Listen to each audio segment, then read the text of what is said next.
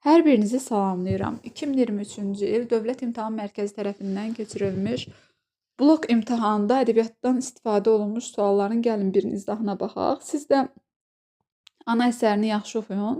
Çünki ehtimal ki, bu əsər yenə də qəbul imtahanına düşə bilər. Çünki iri həcmli əsərlərdən biridir.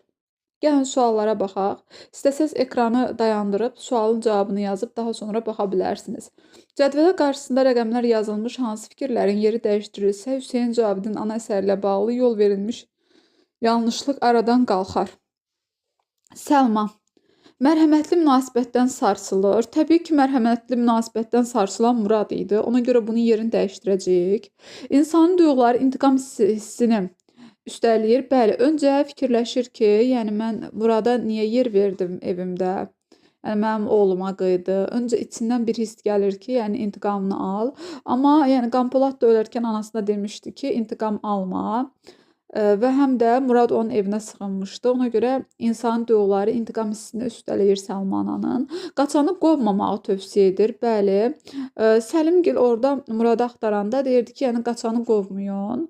Qoyun qaçsın getsin. İmdad dilədiyi insandan kömək görür. Bəli, Murad Səlma anadan imdad istəyir və Səlma ana da kömək edir ona. Bu düzgün fikirdir. Sevincin ömrü qısa olur. Bu isə Səlma anaya aiddir. Çünki sevinir ki, oğlu gələcək, Qanpolad gələcək. Ona görə sevinir. Amma sonra Qanpolad Murad tərəfindən öldürülür və sevinci qısa çəkir. Ona görə 1 ilə 5-in yerini dəyişdirəcəyik. 5 burada, 1 isə burada olmalı. Cavabımız oldu D bəndi.